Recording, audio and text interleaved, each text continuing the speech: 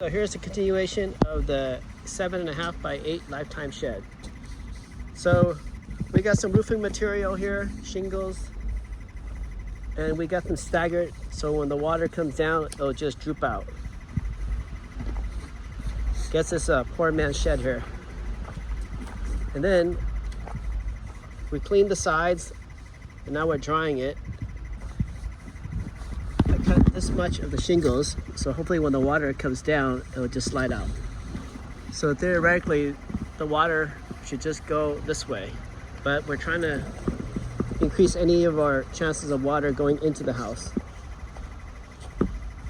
The ultimate truth would be if this side is higher and that side's lower, this side's higher, which is kind of the situation, but it's more of like going down like this.